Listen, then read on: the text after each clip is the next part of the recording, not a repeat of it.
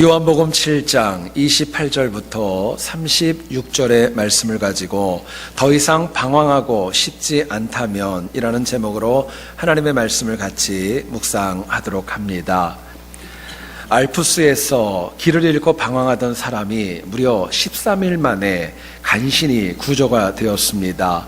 이 사람은 매일 12시간이나 걸어다니면서 길을 찾았지만은 알고 보니까 그 사람은 그 6km 안에서 그냥 계속 방황하고 이리저리 왔다 갔다만 했던 것이 밝혀지게 되었던 것입니다. 여러분, 사람은 누구나가 똑같은 특징이 있대요. 사람에게 눈을 가리고 약 20m가량을 걸어가라 이렇게 얘기를 하면은요, 누구도 똑바로 가지 못하고 곁길로 이렇게 새어 나가는 결과가 나타난답니다. 뿐만 아니라 누구나가 다 눈을 가리고 100m를 걸어가게 하면은요, 직선으로 가는 것이 아니라 원형을 그리면서 빙빙 도는 그 모습으로 바뀔 수 있다는 것입니다. 학자들은 이런 인간의 특징을 얘기를 하면서 윤형방황이라는 단어를 씁니다. 마치 바퀴 모양으로 맴돌며 헤매는 그런 모습이라고 이야기하는 것입니다. 여러분, 인간은 누구나가 다 방황하는 거 원하지 않습니다. 그럼에도 불구하고 누구라도 길을 잃고 방황하며 헤맬 수 있는 가능성은 모두에게 있는 것입니다. 그리고 때로는 나름대로 이 방황하는 거 좀 안 해보려고, 이겨보려고 노력하고 수고하지만 어떤 경우에는 방황에서 벗어나는 것이 아니라 방황 안으로 더 깊이 들어갈 때도 적지 않은 것입니다. 그렇기 때문에 미국의 유명한 신학자 가운데 윌리엄 맥도날드라는 사람은 우리가 영적으로 방황하는 영혼이 가지고 있는 7가지의 특성이 있다고 합니다. 제가 여러분들에게 7가지를 말씀드리려고 하는데, 여러분들도 혹시 그런 특징이 있나 내 모습을 한번 바라보시기를 원해요. 첫 번째로 생각할 것은요, 영적으로 방황하는 영혼은요, 성경과 기도에 대한 맛을 잃어버리고 살아간다는 것입니다. 하나님의 말씀, 기도하는 거 잃어버린다는 거예요. 두 번째 특징은요, 영적으로 방황하면 신실한 영혼과의 교제하는 것, 이거 원하지 않는다는 것입니다. 그 교제하는 폭이 좁아진다는 것이고, 세 번째는 영적으로 방황하면은 하나님을 거의 또는 전혀 찾지 않고도 전혀 문제의식이 없다는 것입니다. 네 번째로는요, 영적으로 방황하면 내가 영적으로 성장하고 성숙해지는 거, 여기에 관해서 전혀 관심 없이 살아갑니다. 다섯 번째는요, 나름대로 애를 써도 결코 영적으로 방황하는 영혼은 진정한 행복을 누릴 수가 없다 이야기를 합니다. 여섯 번째를 보면은요, 영적으로 방황하는 영혼의 마음은 모든 것이 다 비판적이고 부정적이라는 거예요. 마지막입니다. 영적으로 방황하는 영혼은요, 언제나 본인이 불공평하고 정말 합당한 대우를 받지 못하고 살아 불평하고 원망이 있다는 것이지요. 여러분, 사람은 누구도 매일 다람쥐 쳇바퀴 도는 것처럼 윤형 방황의 삶을 원하지 않습니다. 문제는 내가 정말 방황을 끝내고자 하는 결단이 있는가, 내가 방황을 끝낼 수 있는 영적인 원동력이 나에게 있는가, 이게 중요한 문제입니다. 여러분, 우리가 불신자들하고 다르게 신앙인들이 가지고 있는 특권이 있습니다. 더 이상 방황하지 않을 이유가 우리에게는 있습니다. 더 나아가서는요, 방황을 이길 만한 힘도 우리에게 날마다 공급되어진다는 거, 그것이 불신자와 다른 거예요. 여러분, 우리가 이 땅을 살아가면서 누구나 체험하는 영적인 방황, 이것은 인력으로 사람이 해결해 주는 것이 아니라 하나님만이 해결해 줄 수 있다 이야기하고 있습니다. 여러분, 본문을 보시면은요, 예수님의 공생애가 불과 이제 6개월만 남게 되었습니다. 그럼에도 불구하고 유대인들은 여전히 깊은 영적인 방황 가운데 빠져 있었어요.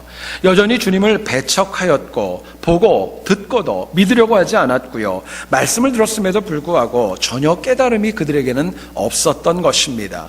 그런데 되돌아보면 예수님 당시에만 이런 영적인 방황이 있었는가? 사실은 그렇지 않습니다. 오늘을 살아가는 우리 가운데에서도 영적인 방황 가운데 빠져 헤매는 영혼들이 적지 않은 것입니다. 오늘 본문을 통하여서 우리가 영적인 방황하는 영혼들이 어떤 모습이고 이것을 어떻게 이겨야 될까, 본문이 주는 메시지를 같이 한번 나누어 보기를 원합니다. 첫 번째로 생각할 것은요, 더 이상 방황하지 않으려면 교만하지 말아야 돼요.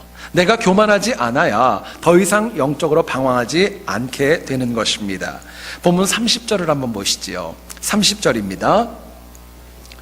그들이 예수를 잡고자 하나 손을 대는 자가 없으니 말씀합니다. 주목해야 될 단어가 있어요. 잡고자 한다라는 단어입니다. 잡고자 한다. 헬라어 원어인 피아조라고 하는 동사는 두 가지의 다른 뜻이 있습니다. 잡으려는 뜻도 있지만 그 외에도 두 가지가 있는데, 하나는 누군가를 체포하려고 하다, 체포하다는 뜻이 있고, 또 다른 하나의 의미는 마치 동물을 사냥하는 것처럼 사냥하려 하다라는 뜻을 가지고 있어요. 유대인은 2년 반 동안이나 주님의 사역을 보았고 들었고, 많은 정말 예언이 성취되는 것도 온전히 체험하게 되었습니다. 그런데 유대인들은 율법과 자기들의 기준에 맞지 않는다고 예수님을 잡고자 했습니다. 주님을 체포하려고 했고, 마치 주님을 사냥감처럼 사냥하려고 하는 그 모습이 유대인들에게 있었던 것입니다. 여러분 생각해 보세요. 누군가를 체포할 때, 누군가를 사냥할 때 이것이 누군가를 존중하려는 마음으로 하는 거 아니라는 것 잘 아실 거예요. 물론 본문 31절을 보시죠. 이런 말씀도 나옵니다. 무리 중 많은 사람이 예수를 믿고 말하되 라고 이야기하고 있습니다. 비록 많은 영혼들이 주님을 믿었지만은요, 그래도 일부 교만한 영혼들, 영적인 우월감에 빠져서 주님을 박해하려는 영혼들의 그 악한 뜻을 꺾지 못했던 것입니다. 여러분, 이처럼 교만했고 영적인 우월감으로 인하여 주님을 힘들게 했던 영혼들, 나중에는 예수님을 십자가의 죽음으로 몰아가는 악한 모습으로 돌변하게 되지요.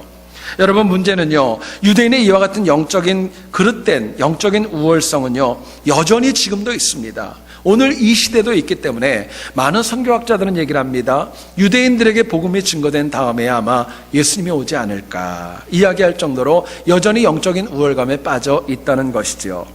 인간은 누구나가 다 한계가 있습니다. 온전하지 않습니다. 그렇기 때문에 우리에게 반드시 제거해야 될 영적인 질병이 있다면 바로 교만함입니다. 여러분, 교만하면은요 자기 생각만 굳어져가지고 타인의 말을 듣는 거 안 듣습니다. 독불장군이 되는 거예요. 교만하면 내 입장이 항상 우선이기 때문에 정상적인 신앙생활, 인간관계 불가능한 것입니다. 교만은 나는 안 바꾸려고 하고 상대방만 바꿔야 된다고 생각을 하기 때문에 정도를 벗어날 수밖에 없고 영적인 방황에서 헤어나올 수 없는 것입니다. 자, 그렇다면 우리가 정말 교만이 악하고 또 버려야 될 것이라면요, 우리가 어떻게 하면은 교만을 이길 수가 있을까요? 본문은 저희들에게 이렇게 도전합니다. 하나님 말씀 주시는 그대로 받는 거예요. 말씀을 있는 그대로 받아들일 때 우리가 교만을 이길 수 있고 영적인 방황도 이길 수 있는 것입니다. 본문을 보면 교만함과 영적인 우월 의식에 빠져있는 유대인들, 예수님이 아무리 많이 말씀을 하고 아무리 힘껏 외쳐도 아무도 그 말씀을 받아들이려고 하지 않았습니다. 아직도 주님의 때가 이르지 않았음에도 불구하고 주님을 잡으려고 했고 체포하려고 했고 사냥하려고 하는 악한 모습이 있었던 것입니다. 뿐만 아니라 32절을 보세요. 유대인은 주의 말씀을 듣고 수군거렸다라고 이야기합니다. 헬라어 원어인 공귀조라는 단어는요, 불평하다, 원망하다 이런 뜻을 가지고 있어요. 많은 영혼들이 주님의 말씀을 들었지만 그들은 불평하고 원망하고 수군거림이 많이 있었던 것입니다. 여러분, 유대인들이 왜 이렇게 됐을까요? 율법을 받았고 선민이라고 여겨졌던 영혼들이 교만하고 영적인 우월감에 빠져들 수밖에 없었던 것은 주님이 주시는 말씀을 받지 않았기 때문이었습니다. 하나님 말씀을 받지 못했던 거예요. 여러분, 얼마나 안타까워요. 오늘 본문에서 그 유대인들 성전에서 직접 말씀을 전하시는 하나님을 볼 수 있었고 하나님의 음성을 들을 수 있었고 그 은혜로운 말씀을 다 접할 수 있었음에도 불구하고 전혀 받아들이지 않았던 것입니다. 여러분, 인간의 마음에는요 누구를 막론하고 다 있는 게 있어요. 거짓이 있고 탐욕이 있고 미움도 있고 다툼도 다 있습니다. 여러분, 그렇기 때문에 그런 인간이 하나님의 말씀을 받지 않는다면, 하나님의 말씀을 받아들이지 않는다면 그런 영혼은요 영적인 교만에 빠져 방황할 수밖에 없는 것입니다. 독일의 유명한 신학자 가운데 칼 바르트라고 하는 신학자가 있습니다. 이 신학자가 하나님의 말씀을 세 가지로 분류를 해서 우리들에게 말씀해 주고 있어요. 첫 번째는 뭐냐면요, 성육신하신 말씀이 있다 이야기합니다. 바로 예수 그리스도를 지칭하는 거예요. 두 번째가 있습니다. 기록된 말씀이 있다고 얘기를 합니다. 바로 우리가 가지고 있는 성경을 의미하는 것입니다. 세 번째 말씀이 있습니다. 선포되어지는 말씀이라는 거예요. 바로 설교를 의미하는 것입니다. 여러분, 비록 주의 종이 부족하고 연약해도 하나님께서 지금 부족한 주의 종을 통해서 필요한 말씀을 여러분들에게 전달해 주시는 겁니다. 하나님 말씀하시는 거예요. 우리가 방황하고 방황하지 않는 거, 이거는 다른 것으로 결정되는 거 아닙니다. 내가 하나님의 말씀을 얼마나 많이 온전하게 받아들이느냐, 여기에 따라서 달라지는 것입니다. 하나님의 말씀을 받는 영혼에게 주시는 은혜가 있습니다. 하나님이 이 땅의 방황을 이길 능력을 넉넉히 공급하십니다. 여러분, 실제로 요한복음을 보면 14장 26절에 주님 말씀하시죠. 보혜사 곧 아버지께서 내 이름으로 보내실 성령, 그가 너희에게 모든 것을 가르치고 내가 너희에게 말한 모든 것을 생각나게 하리라 말씀하세요. 우리 주변을 보면은 수많은 목회자들을 통하여서 수많은 설교가 선포되어지고 있습니다. 내가 시간만 되고 여건만 되면은 내가 원하는 교육자의 설교 얼마든지 언제 어디서든지 다 들을 수 있습니다. 그런데 하나님께서 지금 이 시간에 이 장소에 이곳으로 여러분들을 부르신 이유가 있다면, 지금 나에게 주시는 말씀이 있다면 이유가 있습니다. 하나님의 말씀을 받아야 내가 영적인 방황을 이길 수 있기 때문에 그렇습니다. 내가 가지고 있는 문제와 아픔들 하나님의 방법대로 이길 수 있는 은혜와 지혜를 주시기 위해서 하나님이 우리를 이 자리로 불러주신 줄 믿습니다. 문제는 내가 그 말씀을 얼마나 많이 받아들이는가, 얼마나 많이 받아들이는가, 여기에 따라 달라지는 거예요. 지난 1월 29일이었습니다. 플로리다의 마이애미 지역에서 한 여성이 운전을 하다가 경찰차 한 대를 보게 되었습니다. 근데 이 경찰차를 보니까 무려 사이렌도 켜지 않았는데 100마일이 넘도록 과속을 하면서 쌩하고 달려가더라는 거예요. 다른 사람 같으면 그냥 외면하고 넘어갔을 터인데 이 여인이 그것이 마음에 걸렸고 그것이 신경이 쓰여가지고요, 이 여인이 속도를 내기 시작합니다. 그리고 경찰차를 추격을 합니다. 그리고 마침내 경찰차를 세우게 되었어요. 좀 거꾸로 된 것 같지 않으세요? 우리가 미국 생활하다 보면은 경찰이 우리를 잡지 우리가 경찰을 세우는 경우는 거의 없잖아요. 그런데 경찰차를 세운 다음에 이 경찰이 깜짝 놀랐습니다. 그리고 뒤에 따라왔던 여인에게 질문을 하는 거예요. 무슨 문제가 있냐고, 무슨 어려움이 있냐고, 왜 그랬냐고 급하게 물어봅니다. 그랬더니 이 여인이 경찰을 향해서 설교하기 시작을 합니다. 뭐라고 얘기를 하냐면요, 아무 문제 없다고, 당신의 과속 빼고는, 당신이 과속하는 것 빼고는 아무 문제 없다고. 그러면서 또 얘기를 합니다. 뭐라고 얘기를 하냐면요, 뭐가 그렇게 급해가지고 과속을 하느냐고 책망을 했고, 누구도 법 위에 있을 수 없으니까 당신도 교통법규를 지키라고, 그러고 얘기를 하더랍니다. 여러분, 경찰이 뭐라고 그랬을까요? 참 놀랍게도요, 그 이야기를 듣고 그렇게 얘기를 했대요. 미안하다고, 다음부터 안 그러겠다고 사과를 하고 서로 헤어지게 되었다는 이야기입니다. 여러분, 실화예요. 저는 이 기사를 보면 생각해 봤습니다. 쫓아간 여인도 대단하지만 그 이야기를 한다고 받아들였던 경찰이 저는 더 인격적으로 더 좋다고 생각이 됐어요. 여러분, 생각해 보세요. 인간은 누구나가 다 특징이 있습니다. 나에게 부담이 되는 얘기 받는 거 쉽지 않습니다. 내가 거북한 얘기하는 거, 내가 싫어하는 거, 나를 갖다 폄하하는 거, 이거 받는 거 얼마나 어려운지 몰라요. 그런데 많은 현대 신앙인들이 그렇기 때문에 하나님의 말씀을 들을 때에도 그 말씀을 갖다가 나에게 주는 위로의 말씀, 축복의 말씀, 은혜의 말씀, 나를 좀 덮어주고 그런 말씀만을 너무너무 사모합니다. 여러분, 그렇기 때문에 많은 분들이 저한테, 실제로 그런 분들은 많지는 않지만 가끔 나와요. 이런 설교는 좀 하지 마시라고, 이런 설교는 책망하니까 하지 마시라고, 이런 설교는 어려우니까 하지 마시라고. 그런 경우도 없지 않아 있습니다. 여러분, 왜 그럴까요? 정말 내가 믿는 가운데 행해야 될 수고, 헌신, 희생, 이게 불편한 거예요. 내가 행해야 될 것에 대한 흐름을 갖다 내가 놓칠 수밖에 없기 때문에 그렇습니다. 여러분, 그런데요, 말씀을 받는 영혼은요, 나에게 주어진 모든 일에 수고도 하고 헌신도 하고 또 희생도 하는 겁니다. 어떤 사람이 은혜를 받고 신앙생활을 시작을 했습니다. 그리고 친구가 와서 이분에게 이런 질문을 했어요. 만일 자네한테 양이 100마리가 있다면 그 절반을 하나님 앞에 드릴 수 있나? 물어봤습니다. 그랬더니 이 은혜 받은 분이 얘기하더랍니다. 당연히 드릴 수 있지. 그럼 말이 100마리가 있다면 자네 절반을 드릴 수 있나? 당연히 드릴 수 있지.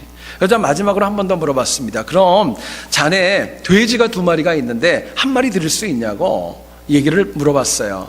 이 사람이 갑자기 정색을 하고 짜증을 부리고 화를 내면서 얘기하더랍니다. 그건 안 된다고. 왜 안 되냐고 물어봤더니, 아니 자네 나한테 돼지가 2마리 있는 건 어떻게 알고 그거 하나를 갖다가 바치라고 하느냐고 하면서 짜증을 부리더랍니다. 여러분, 우리가 수고하는 것, 남이 얘기하는 거는 너무 쉽습니다. 근데 내가 부담을 지고 내가 말씀을 받는 거는 그만큼 어렵다는 거예요. 여러분, 일반적으로 입에 쓴 약이 몸에 좋습니다. 근데 때로는요, 거북하고 싫어도 그것이 하나님 주시는 말씀이라면 받으셔야 됩니다. 받으셔야 돼요.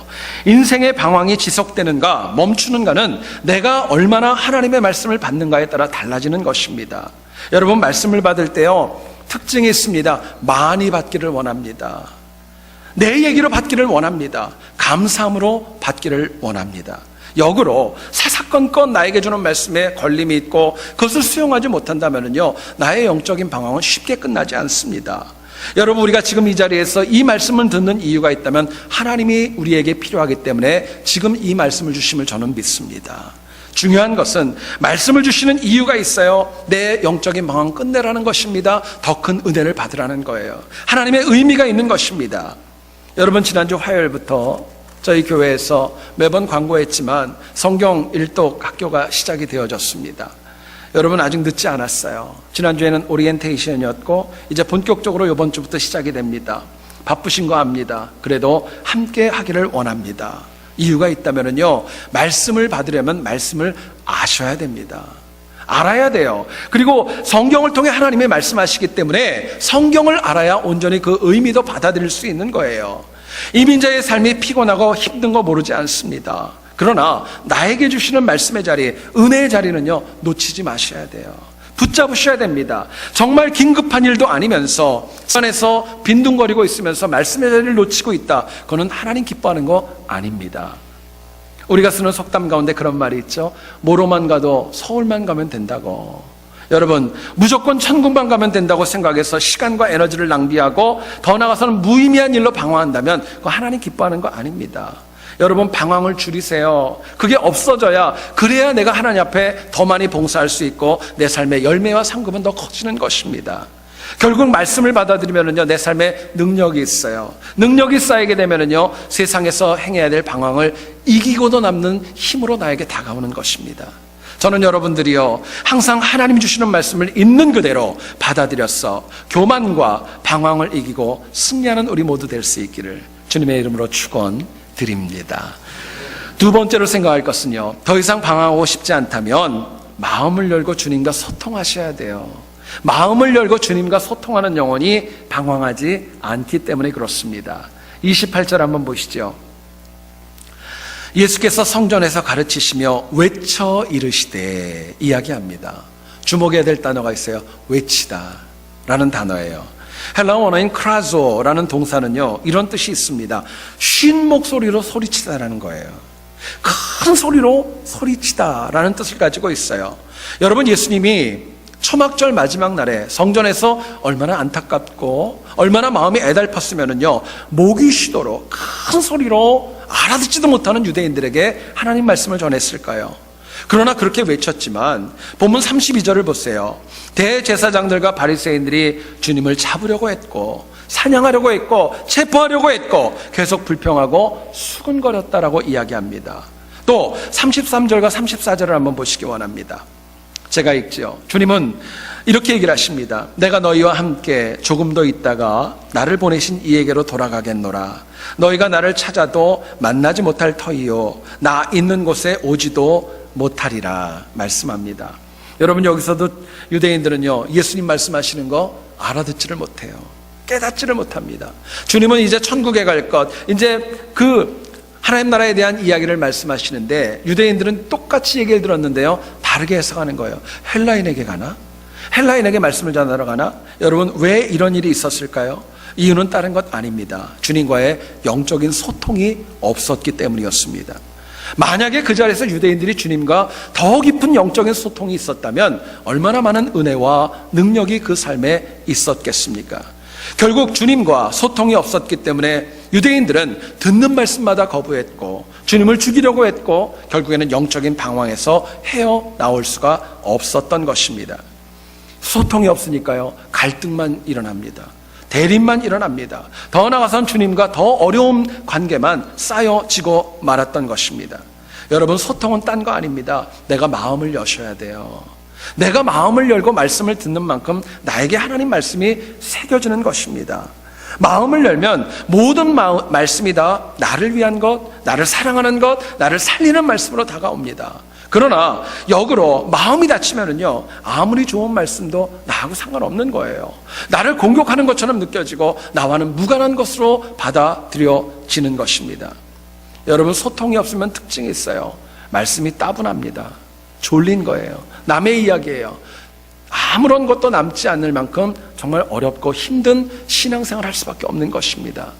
저는 말씀을 묵상하며 생각해 봤습니다. 소통은요, 하나님께서 우리에게 주시는 말씀을 얻게 하는 하나님의 은사입니다. 은혜로 주시는 거예요. 자, 그렇다면 우리가 마음을 열고 주님과 소통하면 어떤 은혜가 있을까요?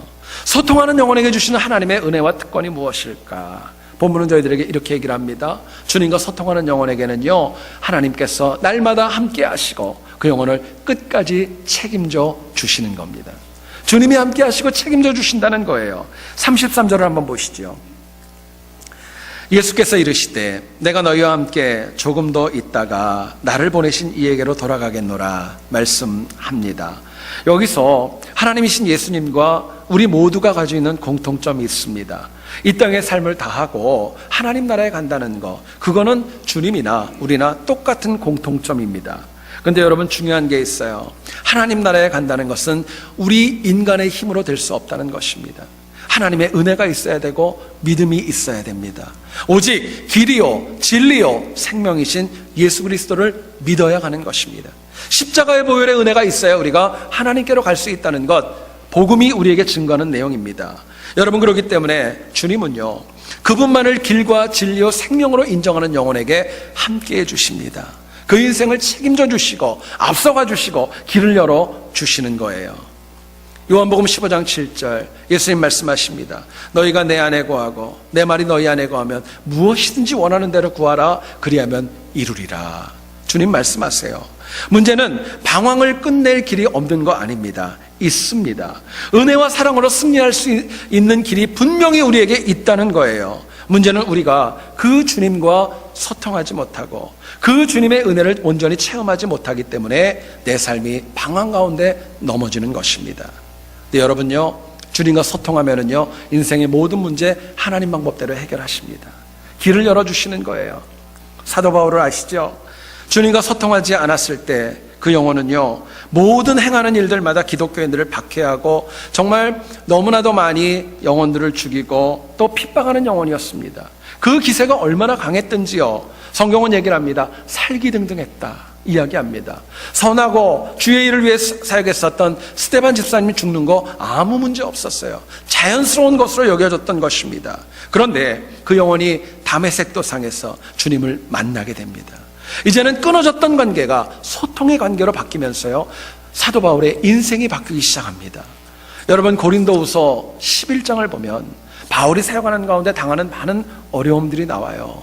그 가운데 바울의 고백이 있습니다. 40에 하나 감한 매를 갖다가 5번이나 맞았지만 하나님이 보호하셨다는 거예요. 동족의 위험이 있고 강의 위험이 있고 더 나아가선 도둑의 위험이 있었지만 하나님이 책임지셨다는 것입니다. 심지어는 죽음의 위협이 너무너무 많이 있었지만 하나님께서 소통했던 주의 사역자를 힘있게 붙들어 주셨다는 거예요. 그 고백이 있습니다. 선하고 복된 많은 동역자들 주님이 붙여주셔서 예상한 것보다 더 큰 사역했고요. 또 바울이 그렇게 기도하고 간절히 원했던 로마로 가서 복음을 증거하는 것, 하나님께서 소통했던 바울에게 보호하시고 책임져 주시고 그곳까지 이끌어 주셨던 것입니다. 여러분, 잊지 마세요. 부족하고 연약하지만은요, 우리가 하나님과 소통하면은요, 하나님의 은혜가 있습니다. 변화가 있습니다. 생명의 역사가 있는 것입니다. 문제는 우리가 함께함과 소통, 참 보면 유사해 보여요. 비슷한 단어처럼 보입니다. 근데 중요한 것은요, 소통이 생각처럼 쉽지 않다는 거예요. 같은 자리에 있다고 여러분 소통하는 거 아니잖아요. 우리가 많이 쓰는 말 가운데 동상이몽이라는 단어 아시죠? 아무리 같은 침대에 있어도 생각은 다를 수 있는 거예요. 어떤 부부가 미술관에 갔습니다. 그림을 보는 가운데 둘이 이렇게 어떤 그림 앞에 딱 서가지고 보는데 그 그림을 보니까 내용이 어떤 거였냐면요, 어떤 여인이 나뭇잎 싹이 몇 개를 가지고 중요한 부위만 가린 그림을 부부가 함께 보고 있었던 거예요. 남편이 그게 너무 신기해가지고 계속 이러고 뚫어져라 보니까 이 아내가 오해를 했던 것입니다. 아, 그림을 감상하는구나 생각을 해가지고 남편한테 얘기를 했습니다. 우리 가을에도 이 미술관 한번 더 오자고. 그리고 좋게 얘기를 했어요. 남편이 가면서 얘기하더랍니다. 가을이 되면 저 나뭇잎들이 떨어질까? 여러분 어떠세요? 같은 자리에 있었어요. 그런데 부부가 똑같은 걸 바라봤지만은요, 그들은 동상이몽이었던 거예요. 소통이 그만큼 쉽지 않은 것입니다. 여러분, 가까운 부부도 이럴지언데 소통이 어려운데, 그럼에도 불구하고 우리가 하나님과의 소통은 여러분 놓치지 마셔야 돼요. 그 영적인 송유가 함께 흐르는 거, 이거는 붙잡으셔야 됩니다. 여러분, 저는 말씀을 묵상하며 생각해 봤어요. 우리가 하나님께서 나와 함께 하시고 나를 책임져 주시고 이것을 어떨 때 가장 분명하게 느낄까, 무엇일까 생각해 봤어요. 여러분, 다른 것 아닙니다. 기도입니다. 하나님 앞에 기도할 때 하나님께서 나와 소통하시고 나와 함께 하시고 나를 책임져 주시는 거 온전히 체험할 수 있기 때문에 그렇습니다. 여러분, 기도할 때 하나님이 응답하세요. 하나님이 역사하십니다. 내가 기도할 때 하나님께서 가장 선한 방법을 역사하세요. 선한 인물을 예비하시고 시간을 예비하시고 방법도 역사하십니다.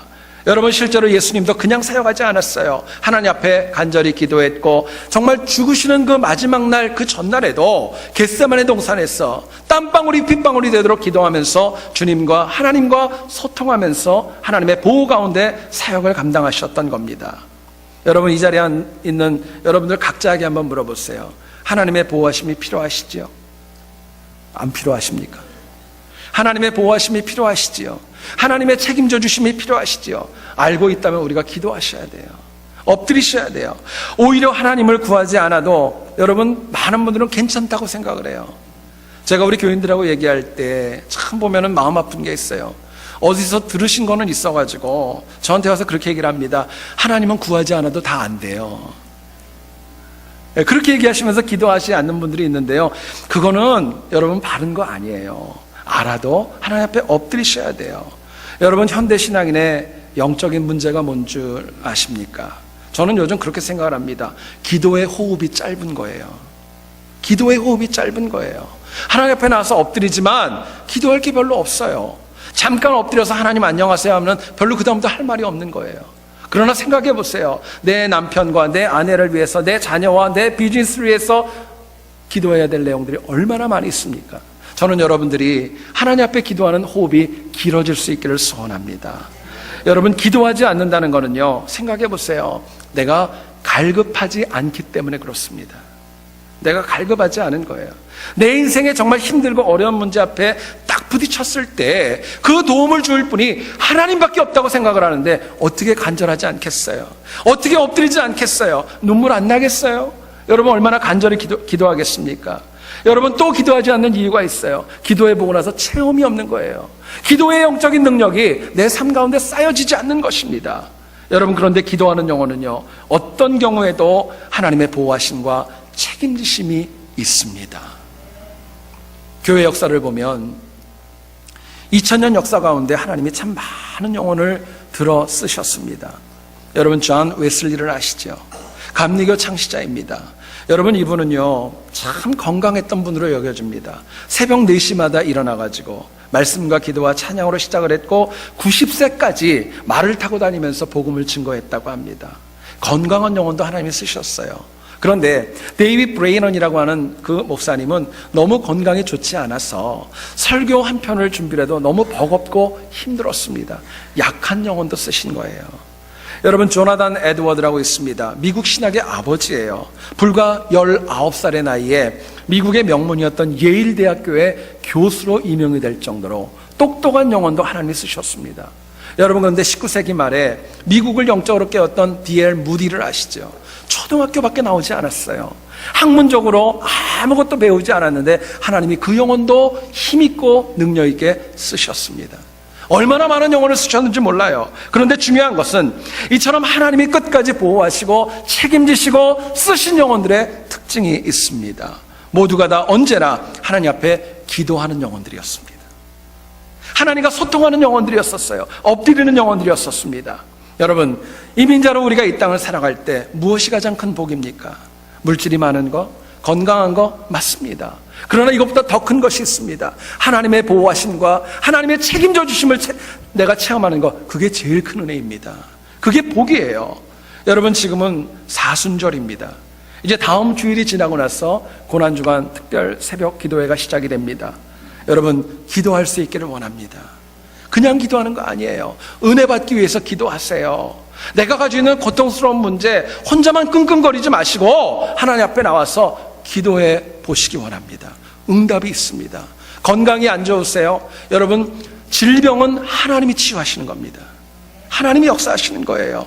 가족의 구원 문제 때문에 여러분 아파하시죠? 내 마음대로 안 되시죠? 하나님 앞에 기도하세요. 하나님의 뜻대로 역사하시고 이끌어 가시는 겁니다. 여러분, 고난주간 특세뿐만이 아니라 새벽을 깨우며 기도할 때 우리의 인생은 방황이 아니라 간증으로 바뀔 것입니다. 간증이 될 거예요. 세상이 아무리 패역해도 하나님께서 가장 강하시고 온전하심을 믿고 기도하고 엎드리기를 원합니다. 그러면 나는 물론이고 내 자녀와 내 배우자와 내 가정과 내가 속한 교회가 다시금 하나님의 은혜 가운데 일어나 빛을 발할 줄 믿습니다. 여러분, 한 주뿐만이 아니라 남은 우리의 삶이 하나님 앞에 간절히 기도하셔서 하나님의 보호하심으로 하나님과 더 깊은 소통으로 방황을 이길 수 있기를 다시 한번 주의 이름으로 축원드립니다. 기도하겠습니다.